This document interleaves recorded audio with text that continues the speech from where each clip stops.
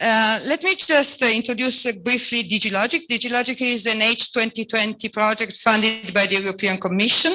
And today we are here in Abuja, Nigeria, at the AfriLabs Annual Gathering to present what is DigiLogic about, fostering the collaboration between digital innovation hubs in Europe and Africa. And what we can do for the innovators from Nigeria, but also from other countries around the continent, to bring up solutions that can actually make the future of the continent more sustainable and greater and equal for all the citizens of the continent, with the collaboration of the European partners. So today we are looking at talking with great speakers today, that they will tell us a little bit more about this collaboration between European and African partners, and where the innovation, especially in the smart logistics sector, is bringing us. I will start with Ms. Cécile Tassin-Pelzer, that is the head of cooperation delegation of the European Union in Nigeria and ECOWAS, and with Mr. Tarek, Chazli, thank you, sorry. That is from the Italian embassy, taking care of the commercial relationship between Italy and Nigeria and ECOWAS in general. So the question for you two guys would be, the EU-Africa partnership is getting stronger every day. How do you see it evolving, and what would be the ambition of this partnership? Of course, with a focus on the innovation, on digital evolution, and if you also see some challenges ahead. Thank you very much. So, good morning, dear co-speakers and participants in the room and online. Thank you for inviting me this morning. I will start by saying that Africa is the natural partner and neighbor of the European Union. And we have seen, I think, even stronger with the COVID-19 pandemics and the climate crisis, that our two continents are interdependent. And so for us, the European Union, and for our African partners, it is urgent to seize the shared opportunities and to tackle the common challenges together. So at the moment we are reviewing, it's a key period. We are reviewing the partnership between the European Union and the African Union in view of the next EU-AU summit. And I will not enter into details of all the priorities of our vision for this future partnership, but I will mention three priorities. The first one is green transition and energy access. The second one is digital transformation. And the third one is sustainable growth and jobs. And of course, the three of them are interlinked, and they come together, and we want to work on all of them together. You all know, of course, that Africa is the youngest population in the world. And so we see really an Africa that is full of ideas, and an Africa that is able to change the world with its creativity and energy. And in our new partnership with the European Union, we want to invest in digital economy as a driver for sustainable and inclusive growth. We see that Africa is progressing rapidly for the digital adoption in terms of internet access, smartphones, computers in households. But of course, more needs to be done to ensuring access to affordable broadband connectivity, to digital skills for everyone, to e-services for every citizen. This is the principle of leave no one behind.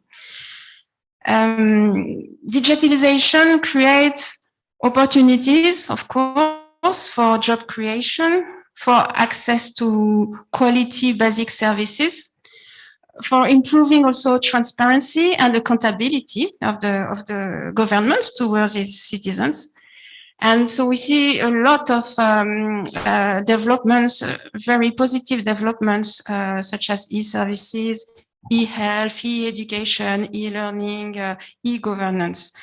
And the private sector, of course, is the primary engine for job creation. So we need to unlock the digital entrepreneurship. This is vital. And of course, I don't forget the public sector either, because they must also play a vital role as enabler of digital technology, and also as a policy maker of this new digital economy. So the businesses, the African businesses need to be, they need to use digital centered models to connect with the millions, or even in Nigeria, the hundreds of millions of customers which are out of reach currently. And so I will say, if you allow me, a few words about what we do here as EU cooperation in Nigeria.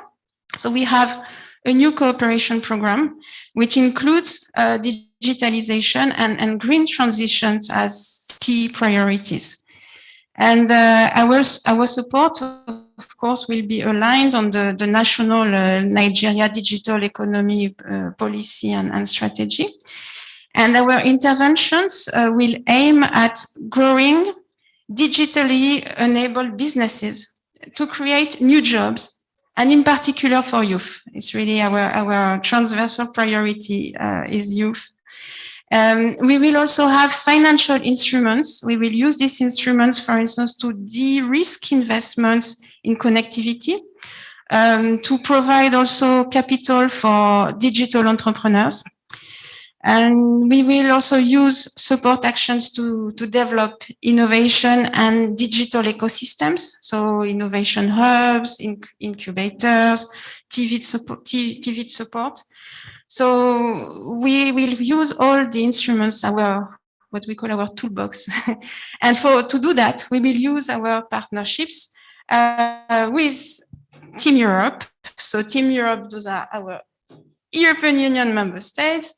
We also have, in Team Europe, the European Investment Bank, and we also have Eurocham, which is the European Chamber of Commerce based in Lagos. And of course, we will also partner with Nigerian initiatives. We have already prepared some partnership, for instance, with the Jubilee Fellowship Program, which is an initiative to create jobs for young graduates. And we are also preparing a partnership with the National Innovation Program. So in a nutshell, I hope I answered your question, in a nutshell, what we are planning to do. Thank you.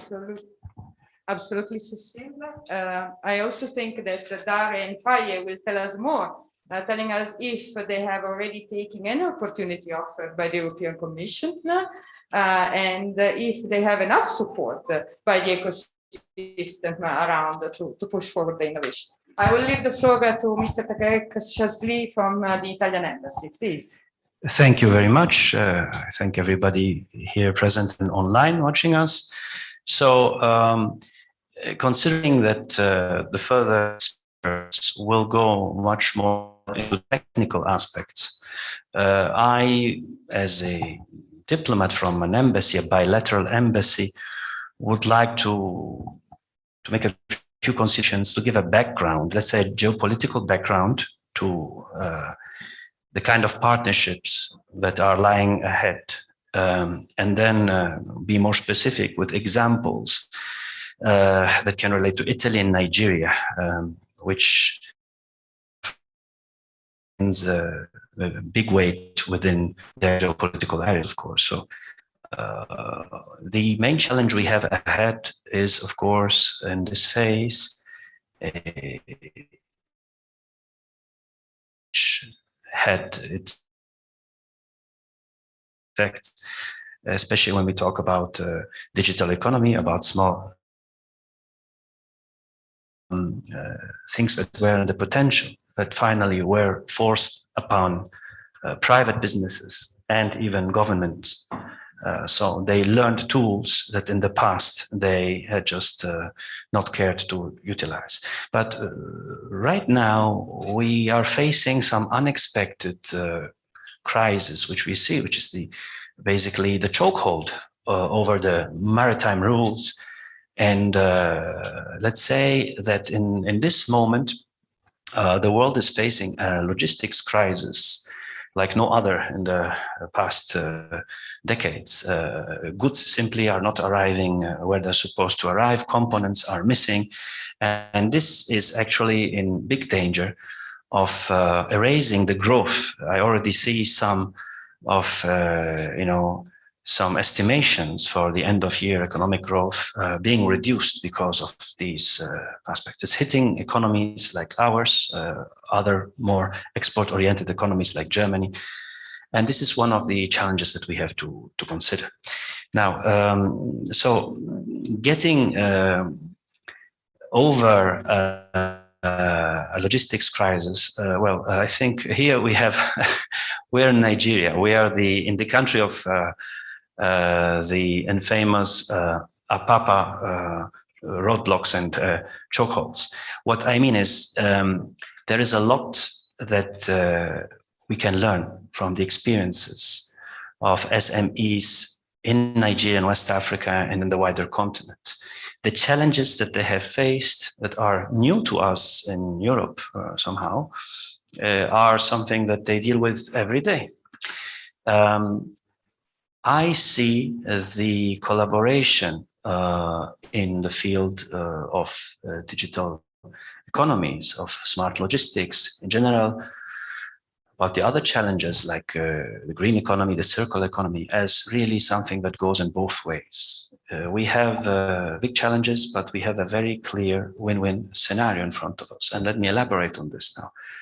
It is almost a cliche now, a cliche really in the media to stress, in the case of a country like Nigeria, how many innovative companies, SMEs, smart companies have come up. Talk about the unicorns, talk about investments. There are investments both from small startups to the largest international companies. Anybody who has been driving along the main road in Ikoyi in these last weeks will see new shiny buildings popping up and with brands like Google and Oracle and things. So definitely there is an interest into Africa and into Nigeria specifically as a hub part of a global network that will be facilitated by the increase of virtual or systems of communication of work. Behind that, the potential is clear. Not only we have innovators, but we also have a market which is immense. If you think about how many Anglophone young people, bright young people are here just in this country, what they can do, how they can contribute to the global economy in terms of development, this is something that is really mind-blowing. Now, the challenges that we have is, of course, to support this potential. So we're talking about investments, we're talking about training, exchange programs. This is something that the private sector does best. There's no doubt about it. This is something, of course, governments have their role, but there's no doubt that private sector in Nigeria in particular has led the way, has shown us, whether it is banking or e-banking, that this is the sector where we have to work. Now, Italy has its own digital agenda. It is the entire government program for reforming our economy is based on two main points. One is a green revolution, so making our economy sustainable, and the other one is making it digitalized. On many aspects, Italy was behind. We are a country that has developed its infrastructure and its economy decades before Nigeria did. On some aspects, Nigeria had the advantage, and Africa in general, sub-Saharan African. So yes, I will not go into details because I think there are here people that are more qualified to me to tell you about the Italian digital innovation hubs, but of course, we do have them. They are easily accessible. We have at least 6 large digital innovation hubs that are located between Torino and Parma and Sicily, and which there is a division within our Confindustria, the industrial union, the equivalent of Nigerian's MAN, that deals with this, and they do have programs for partnerships. But again, I believe this is something that the private sector can develop. I'm very glad, by the way, that here we have in Nigeria, in Lagos, we have the presence of Italian business people like Mr. Adriano, Mauro, who work in this sector. So they're natural bridges and trying to connecting the reality and the potential of Nigeria, West Africa, and Africa in general, and what we do have in Italy and in Europe. So I'll be available later for questions and answers on more detailed aspects, and I think it's time to pass. Thank you very much, Mr. Tarek. I will leave the floor now to Ms. Toyin from MEST Africa, and from and here also from Thorsten from Dortmund in Germany, that is connected with us online, and ask them what is the role in this scenario that Cécile and Tarek described very well, very clearly. And they also brought forward both the opportunities and toolbox, as Cécile said, offered by the European Commission, but also the challenges that they had. What is the role of digital innovation hubs? And based on your experience, especially after 9 months working together on DigiLogic project, the difference between digital innovation hubs in Europe and Africa, if any, or if you see more similarities in the way of doing. Maybe we start with Toyin. Thank you, Toyin. Thank you so much, Margarita. Thank you for your comments. With us here in MEST, Meltwater Entrepreneurial School of Technology, we really have learned a lot from this partnership. We already have our hubs in various parts of Africa, Kenya, Nigeria, Ghana, and South Africa. And what we wanted with this partnership is to grow our network. We're here at the AfriLabs conference, which is 10 years old, and it's about growing all of our labs across the continent. And what's been really interesting is the diversity of services, the diversity of skills, and our entrepreneurs. They need us. They need us for those skills. They need us at ideation stage. They need us at growth stage. They need us at the stage where they just want to talk to each other, specifically with smart logistics. And that's an area that's new to us. And as a service provider, we want to keep adding to our services, keep developing what we're doing. So working with Thorsten, especially from the German perspective, how well we've worked together. And I'll let him give us a little bit more information. But it's not just about us. It's what does the European Union have to offer us? What does other areas have to offer us? And we're really looking forward to growing in that direction. And we're open for business. We're open to collaborations. We're open to partnerships.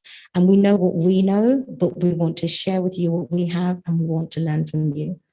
So from that point of view, I'll stop. I'll ask Thorsten now to jump in. Now, Thorsten, I think it's the first time that you have the chance to work with on European-African project and directly with the African partners from Nigeria, from Zambia, from Ghana. Can you tell us more about your experience and what you have learned so far in the journey with DigiLogic? Thank you. Yes, for sure. Thank you, Margarita, for this question. And also, Toyin, thank you for this nice input. And I will maybe focus on one word Toyin has brought into the discussion. It is diversity. So first of all, I think it is important to understand that there is no European DIH. There's an idea or a concept what an ideal digital innovation hub would look like. But as Europe is big and has many countries, many regions, there's a lot of diversity in all digital innovation hubs we can find in Europe. And there are some who are more mature. There are some who are focusing exclusively on SME support. There are some who are more focusing on startups. So it's a very scattered and very diverse landscape of different DIHs.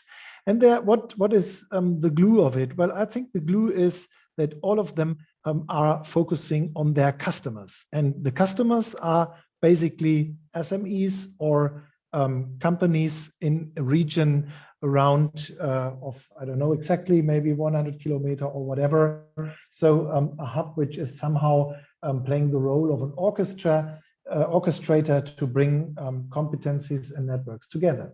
And I think this is important to understand. And now comes the question, what we have learned. I mean, the Dortmund DIH is a quite mature one. There are these developments since 20, 30 years already, even though the name of Digital Innovation Hub was not known during these times, but we are doing this support towards SMEs, focusing on digital transformation since many years. But usually the German habitus, I would say, is to be, well, more than 100% precise and also to over-engineer things. And this sometimes hinders companies and entrepreneurs to uptake digital technologies and just start to do something because they want first to understand the technology, they want to understand the business model, and when everything is 150% ready, they will let the technology work in the processes or deliver new product portfolios towards their customers. But unfortunately, this is too late, and this is not agile enough, and this is not fast enough. And this, I think, an interesting notion, because this is what at least German companies, German hub facilitators can learn from their African counterparts, at least these who are engaged in our DigiLogic project, much more flexible, much more faster with this. And well, I think this is something where both sides can learn a lot of, and where maybe some synergies could be put out of this. This should do for the time being as a first input from my side. Thank you. Thank you, Thorsten. And I think that along the way, we also had the chance to meet very exciting innovators, founder and CEO of Chekkit Technologies, who recently won the Digital Logistic Award, organized, by the way, by Thorsten team, Digital Logistic Hub in Dortmund, and sponsored by our project DigiLogic, but much more, not only that prize. He will tell us more. And I'm also happy to have with us Faye Simmonds, that is a program manager from eHealth Africa, based here in Abuja. Thank you for being with us. They are working on logistics for the healthcare and supplies in West Africa. And we have Adriano Mauro from Prototipi, Nigeria, that is both from one side, a partner of DigiLogic project, taking care of the marketing and communication. So from our side, the experience is can be overwhelming sometimes, right? Particularly from the supply chain inefficiencies in this part of the world. A lot of challenges around supply chain inefficiencies, right? Particularly even in the healthcare sector, right? Healthcare, I'm sure Faye will definitely give us a lot more around that. But you know, one thing that you see that is very prominent in this side of the world is a lot of disconnections, or let's say fragmented supply chain processes, right? Just like he mentioned earlier as well, around Apapa being so congested and difficult to move your goods around. The same thing happens imagine it's in the healthcare sector, right? So when you have drugs that are meant to be at the pharmacy, local pharmacy, for someone who has probably a diabetic issue or a heart issue, and they don't have that drug supply, just because the drug could not get to that village in time, right? That had caused a lot of deaths. Right. These supply chain inefficiencies also brings about the challenges of counterfeit medications being, supplied into the ecosystem because of this break in the supply chain. Yes, there are a lot of innovative ideas today that have come up, particularly from Nigeria, to solve the problem of demand for logistic systems like your trucks and the likes to move assets from one point of the country to another point. So that these goods can be there in time. However, we still see a lot more challenges that still happen, right? Which includes one, traffic. Secondly, the buses, the trucks themselves not being able to leave Apapa in time. You've seen some logistics startups moving trucks via the waterways, right? So a lot of innovations are happening here. People are thinking on their feet to solve these challenges, which is one of the things that we do at Chekkit. Post-purchase data would definitely give the brands, the larger brands in the pharmaceutical industry, also in the FMCG industry, a bit more insights about what their consumers are saying about their products, what they're thinking about their products, which could actually help out to identify, where we have challenges or where counterfeits are even being sold, right? Or where there are side effects even in medication being used, right? We've actually seen something like that happen with one of our customers, where they've been able to identify the likely side effect that people feel from taking their drugs, right?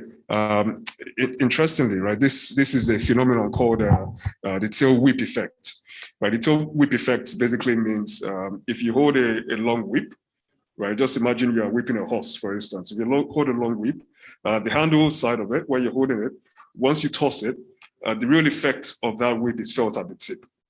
Right, so whatever happens at the tip can also affect the hand in which is holding it, right? So if it's something that it hits and it's a very hard surface, could actually pin your hand as well, right? So we can see that happen. But so to bring that analogy to the industry, you see that if the consumers, which are the end of the tip of the tail of the whip, if they have a difficulty or let's say a challenge in using your product as a brand, as a producer, you definitely feel the effect in your factory, right? It's either you have losses because products are not moving as quickly as they should be, which means it's very important to have an idea of what the market, the real-time market, is saying about your products in time, right? Another thing that we see in this part of the world is a lot of consumables, like FMCG products, pharmaceutical products, are being imported, right? Which now brings us to the idea of how startups in this part of the world could partner with European manufacturers, manufacturers from Asia or from the US and the likes. We see a lot of the products that we find in the market here today are being imported, right? Which means oftentimes there's a lot of blindness for the brands in this part of the world in terms of not even identifying or knowing exactly how consumers are using their products or what they're doing with their product. Because oftentimes these manufacturers hand over the product directly to the distributors who distribute the product down here, right? The real customers of those manufacturers are the distributors, right? But without any, concise information or direct feedback from consumers, there's a lot that has been lost in the entire supply chain, right? Which could be valuable to the brands. Now, this kind of initiative to bring partnership with European companies, either in the logistics space or generally, right, we're very valuable. One of the things that we are doing currently is we just partnered with SAP. And SAP allows us to, integrate directly into the software, and then these major brands in the pharmaceutical space or FMCG space can find Chekkit directly on the dashboard on the production line if they're using SAP, and they can add that instantly, right? And that gives them, traceability and visibility across the supply chain almost instantly. Those kind of partnerships are the kind of partnerships that can also help startups in this part of the world become global, right? Because then your product can be seen on, different continents, on different production lines, everywhere else, right? So I'm just going to pause there. But yeah, definitely, I think there's a lot that can still be done. Thank you, Tarek. Maybe Faye, you want to tell us a little bit more about the work you're carrying out with eHealth Africa? Yeah, sure. And thank you so much for having me here today. So I maybe can give you a little bit of background about us and then how we're kind of working in a lot of this space. We're actually based out of Nigeria. Our headquarters is in Kano in the north of Nigeria. We've been here for a little more than 10 years. And we do a lot of work in the digital healthcare space. And I find it very interesting, actually, when you're talking about the pharmaceutical side of things, because we work a lot on the logistical side of that. So, for example, we have one program that we've been running for years. It's called MEST. It stands for Logistics Management Information Systems. And it's more of a pull system using last mile health facilities. So, for example, if you're running out of stock in an area where normally it's paper-based and it would take a lot of time to get that information to the central level to then say, we need something at the facility level, now it's digitized. via mobile application, and on dashboard level at the state level, you can then see what's needed and get that out to them in time. We have kind of a sister application to that called MEST Deliver, which allows us to deliver stock at the facility level and maximize our route planning in advance to make sure that we're able to get to the facilities in time, that we're maximizing our time on the roads, and then actually tracking what we're sending to each facility, so we're able to look in advance as to what's actually going to be going in there. We have another product called the Data Portal, because we do a lot of GIS work. So we've been mapping, across Nigeria for quite some time. And of course, there isn't always really great GIS data, particularly in developing countries. Going out to hear how many people are we likely to serve, and being able to, more effectively plan your interventions and then track what's happening there. And a lot of this stuff is happening, we work a lot in the healthcare space with other NGOs, with UNFD, that there is much more of a drive now towards having hubs such as this that would allow us to build off of what each other are doing. And I've seen that definitely a lot more in the last couple of years, where we're actually taking a look, at what other people are doing and making sure that our interventions are happening in line with what the government wants and what other NGOs are doing, and trying to avoid as much as possible duplicating interventions or similar to what other tech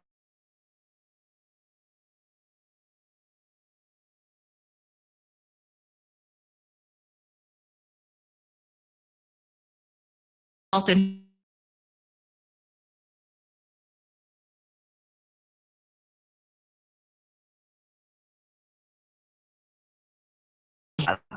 another trying to build the capacity of Nigerians to. We have cohorts of 30 students at a time. They learn how to code. We had to do like JavaScript and a few other coding languages. And they're mentored with some of our ICT and data staff. And then, for those who perform really well, they actually get internships within the organization. And so I think that's another way of really reaching back out to the community, trying to build capacity within our own organization, and as well as within the communities that we work in, and then and building from there. And our next cohort will actually be all female as well. So we're excited about that. And we're also excited about about being a part of this Digital Innovation Hub. I think there's a lot that we can learn from one another, and I would love to be a part of that. Thank you. Yeah, thank you so much. Maybe Adriano, you want to tell us a little bit of your experience as part of DigiLogic project, and maybe the innovation I see that you are carrying with you, something that look like smart glasses. Yes, thanks a lot. Thanks for all of the people that are present here. Let me introduce myself. I'm Adriano Mauro. I'm a MD of Prototipi, that is a SME based in Lagos. But I'm also the GM of IO Furniture, that is one of the leading manufacturers here in Nigeria for the furniture. And then starting from that, we face two problems: the digitalization and the logistics. We found that the of knowledge or skills that maybe you can find around the world, and the logistics. The logistics is another aspect that is another challenge that we found when we started to deliver the goods all around the country. Then after that, the experience of Prototipi starts from there, because with the aim to cover these gaps and then to transfer the technology from to find the technology all around the world, and to try to deploy it here in Nigeria. And we found very interesting that sometimes, or most of the times, we found experience of new SMEs in Africa, here and in Lagos especially, where there was a lot of experience, a lot of passion on what they are doing, and then we found even the way that to transfer back some experience and some technology back to Europe. Then, and this is a typical example, we are deploying now this technology that is the smart glasses. The smart glasses is just a tool that is used in the remote assistance. Then the operator can wear this device, and there is a mini computer inside here. There is a camera that could be connected to the cloud and then remotely to an expertise somewhere. Then this what is the function of that? It helps the operator on field to operate with the free hands and to be guided by somebody, or to execute some operations that could be in the field of the logistics.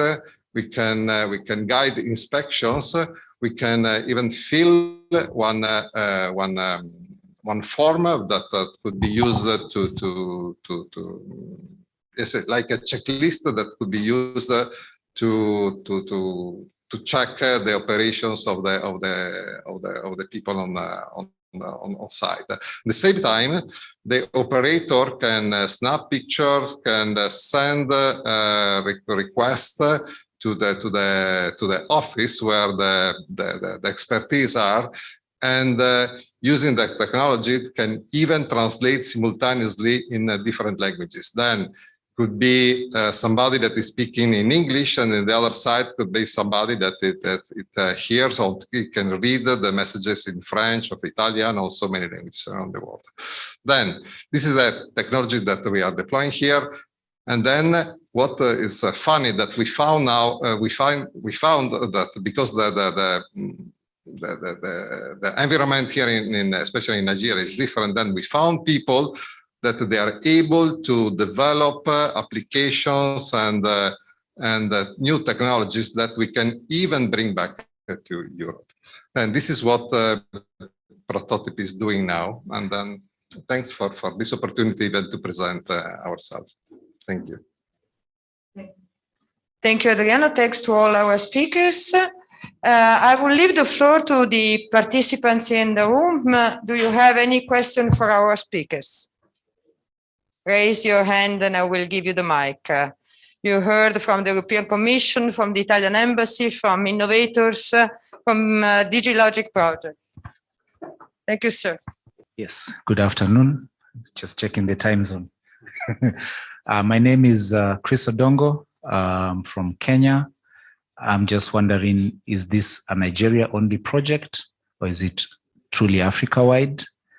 And I see you've talked about logistics, and you've given an example of artificial intelligence in application in logistics. What about motor vehicles? What about, in a sense, just the other value chains that contribute towards logistics? And to what extent can we begin to even expose the African entrepreneur into other bigger things within the logistics space, including shipping, in a sense, just being able to take the African. I remember a time when we went to our coast and we boarded a ship, and for me that was sort of like, okay, I can see how this works.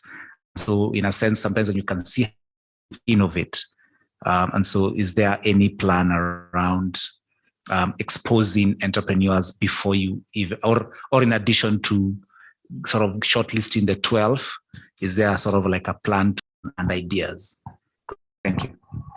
Thank you very much for the question. It's very interesting. Maybe I give it a go, and then if Toyin or Thorsten remotely they want to add on.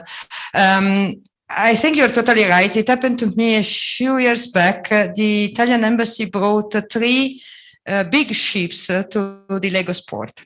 And it was a showcase and cooperation in other areas organized by the Italian government.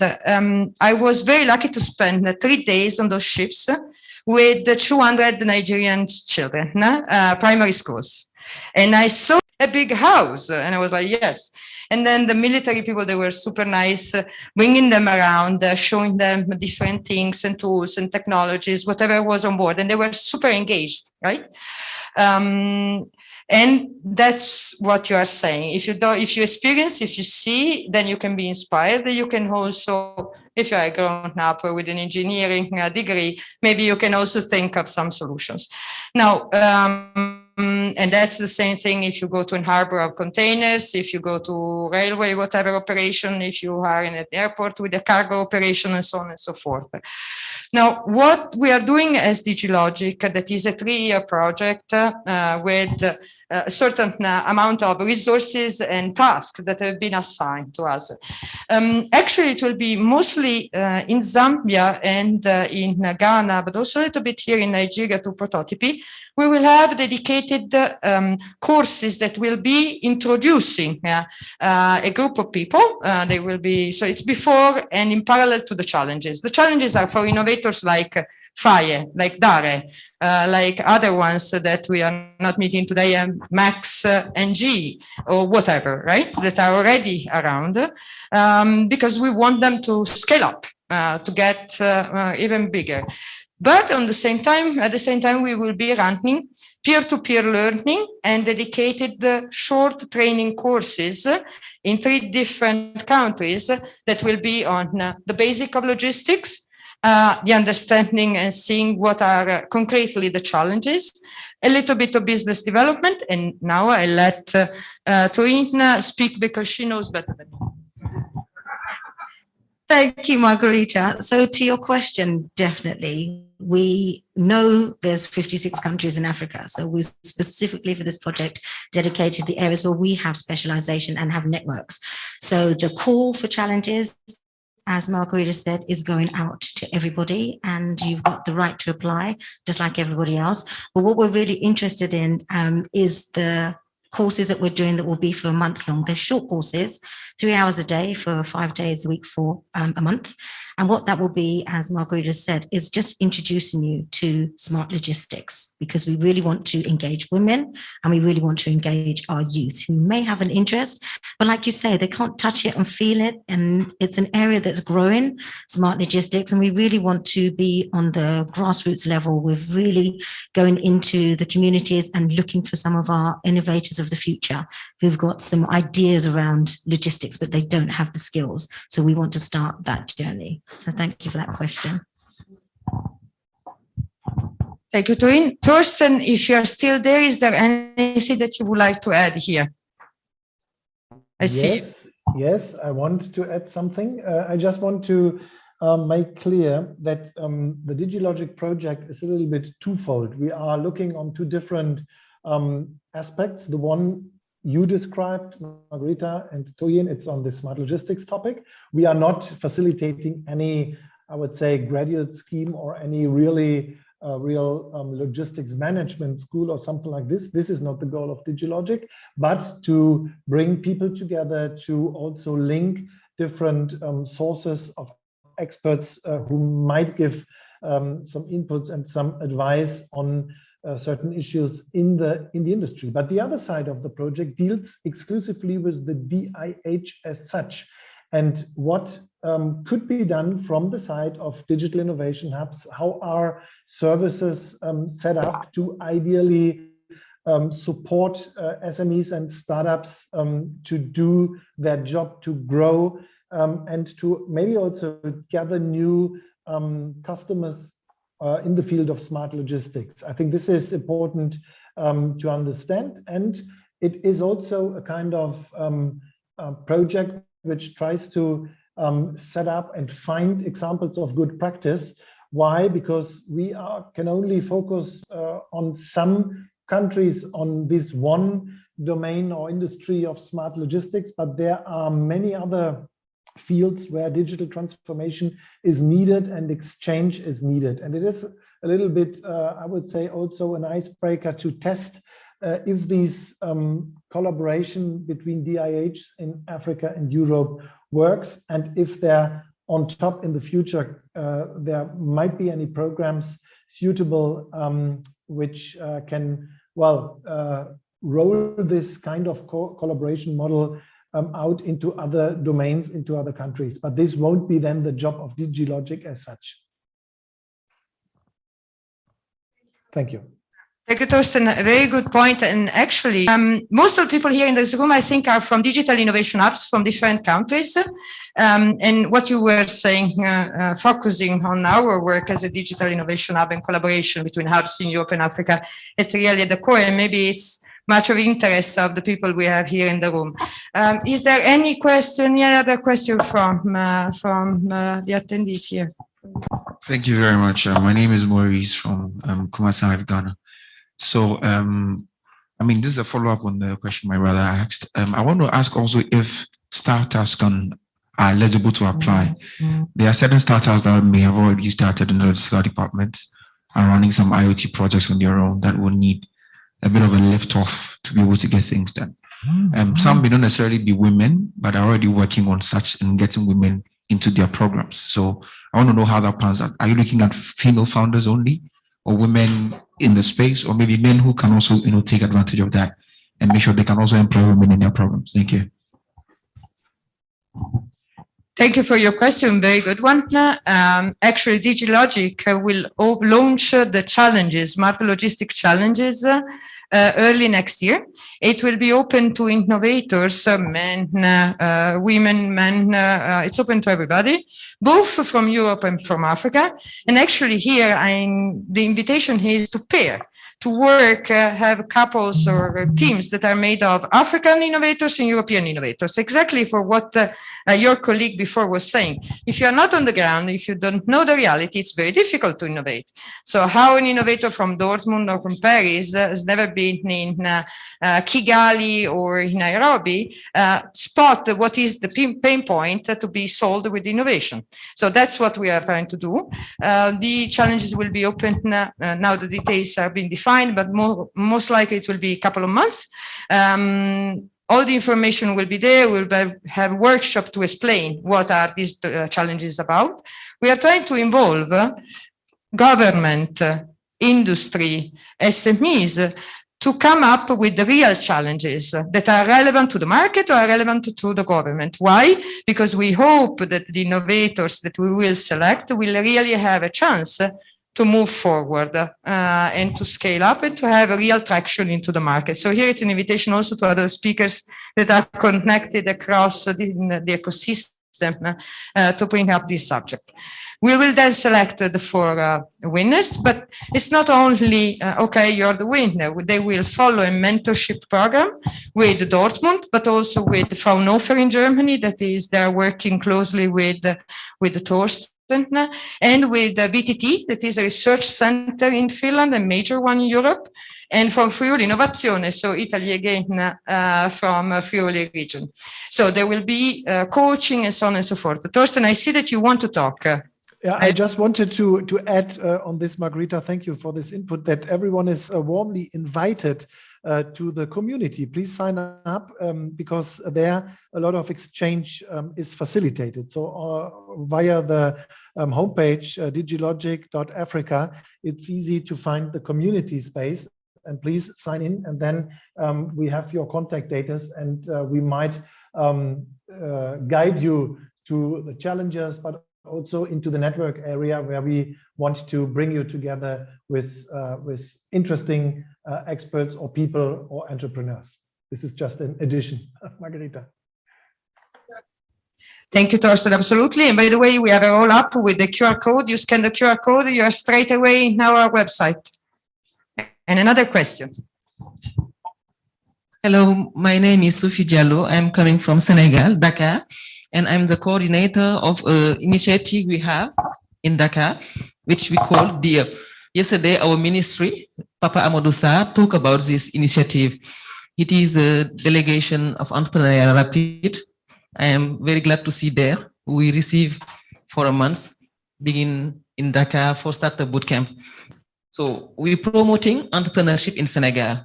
And for DIA, we plan to have AfriWare. It is a project regrouping logistic companies we have in Senegal. So we'll be very glad to have some connection with the company. I just wanted to introduce this point So I connect to this QR code and your company and see how we can go further in this collaboration. Thank you very much.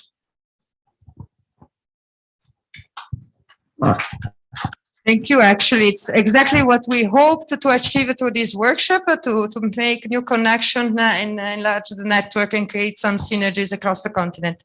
Any other question? No question for, let's see. Hello, thank you. I'm Fatim from Senegal, ECOWAS Executive Director. So I'm sorry, I missed the beginning. I would love to have some more information about eHealth Africa, because we are supporting a lot young people, but by these young people, you have young mothers, so which is very important and not very supported in our countries. And as I'm co-founder also with what we call Consortium Jeunesse Sénégal, we have a lot of things to do for this youth and for these ladies. So maybe you can broadcast, or otherwise I can have some more information about this eHealth. Thank you. Thank you very much. I think that Faye will stay here a few more minutes, so maybe you can network and talk directly with her. So my name is Therese. I'm from Senegal as well, and I'm working with Sophie at the General Delegation for Women and Youth Entrepreneurship. So thank you for this brilliant initiative. And as Sophie was saying, we're also working to support the logistics value chain. So here my question is in terms of partnerships with the local actors. So as you mentioned, with the governments, with the other stakeholders, but most importantly with governments, what are your expectations? What exactly are you waiting for governments to help you with when it comes to this? It could be interesting when it comes to sourcing, for example, because if I take the example of the general delegation, we have a great pipeline of entrepreneurs in the logistics sector. So it could be helping you guys with sourcing, but it could be also in terms of understanding the local regulations and so on. So it could be interesting to know a little bit more about your expectations when it comes to partnering with governments. Thank you so much. Thank you. Actually, yes, both. We would be very happy to know more about smart logistic innovators in Senegal, to get them into the community, into the dialogue.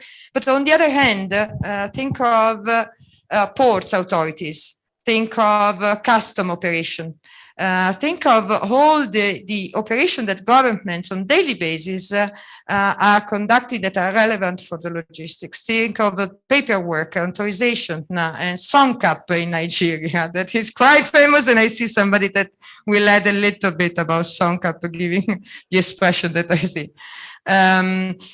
If we can get from governments and authorities, because at least instead of having simply innovation from startups, we would have innovation that are specifically tackling an open issue. Maybe Tarek, you want to add on something? I can only highlight the wider picture. This, as Cécile said, as the very first words of her intervention, that we have decided that this is a strategic relation that we're going to build, Europe and Africa. And in these terms, within this strategic relation, I think the focus, and it is clear, not only on the EU side, but also on single major European economies, it's the private sector. It's the private sector we are looking forward to.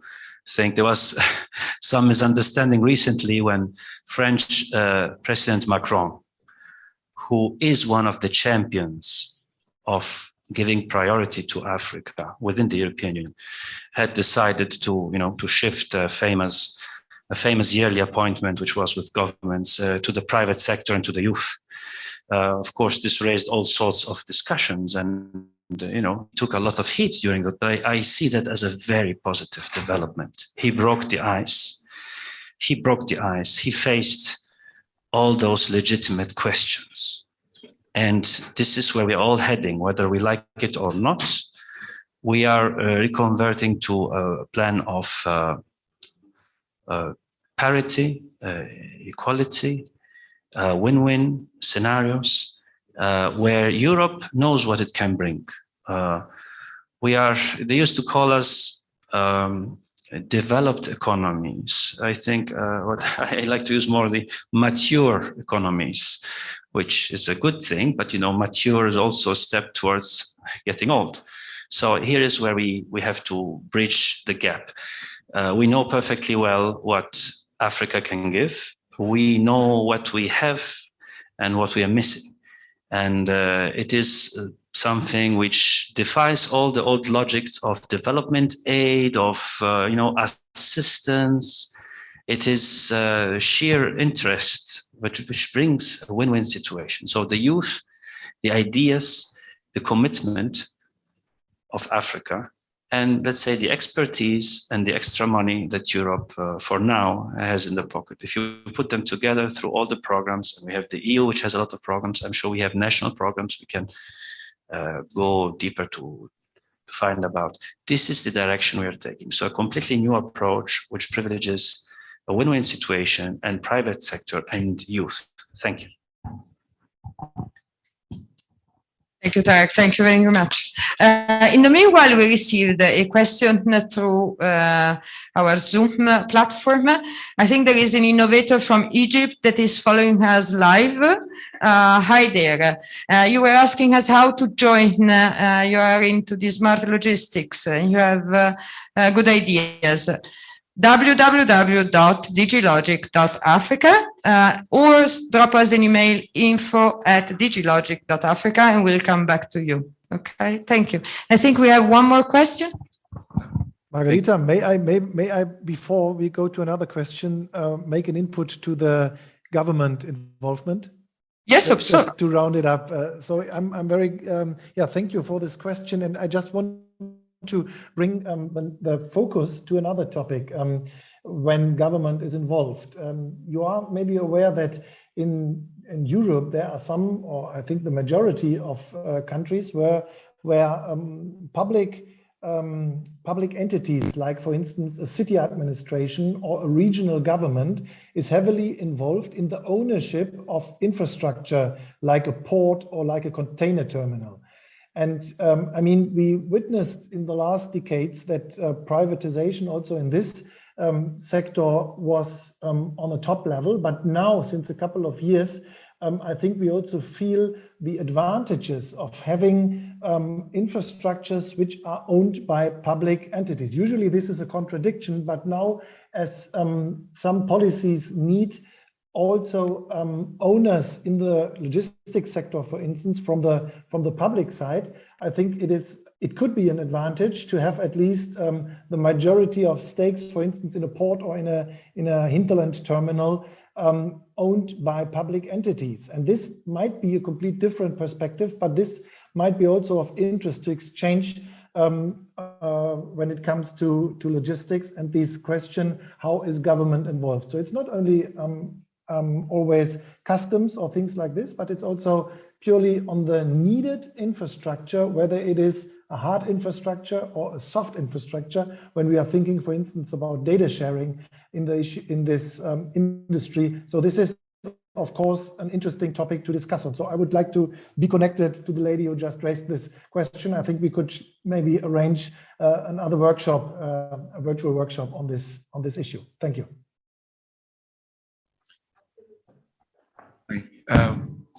Once again, Maurice from Ghana.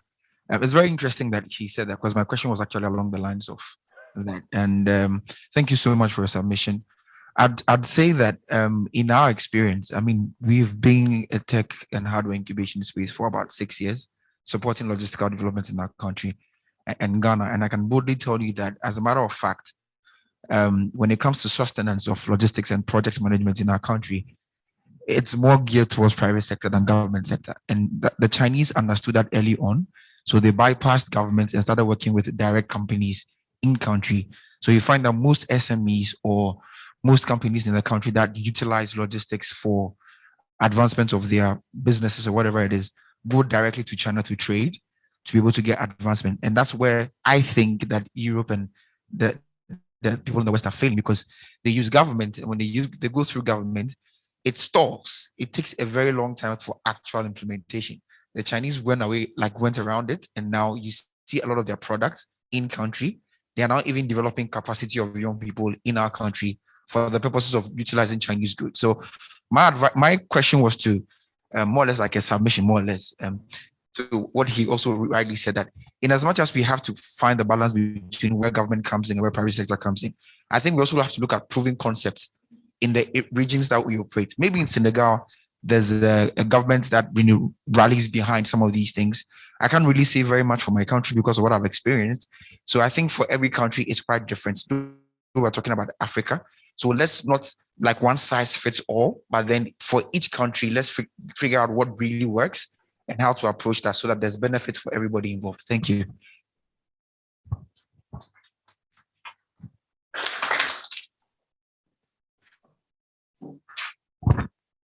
So I have one last comment. At our hub, we have been running an accelerator together with our local airline, Kenya Airways. And so what I'm wondering is, are there opportunities for collaboration, and what will those look like? We had a cohort of 20 entrepreneurs who we selected and have been taken through the innovation challenges, and the accelerator is still ongoing. Yeah.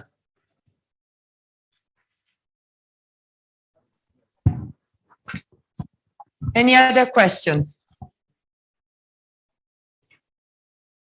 No? I don't know if from the speakers you want to add anything. Cécile, I will leave the floor to you for a closing from the European Commission. And again, we have to thank the European Commission because DigiLogic H2020 project funded entirely by the European Research and Innovation Program that is actually one of the biggest in the world, and it's now engaging actively African partners. Maybe you're aware that in July it was also launched the Africa-Europe partnership, and the European Commission is promoting the participation of research centers, university, academics, but also innovators to be part of this New Horizon Europe program and submit proposals along with partners from Europe. It's on different topics, healthcare, agriculture, and other technologies. So have a look, and I leave the floor to Miss Cécile, maybe for an institutional close. Thank you very much, Margarita. No, I mean, I can say that I'm very happy and honored to be with you, but also very happy to see, that this African-European partnership is in action. It's really taking place, we have seen even today live new partnerships that are going to take place. So I'm very, very happy that you are going to be connected. Thank you. And so, I mean, it's an evidence I knew, but it's further evidence that this support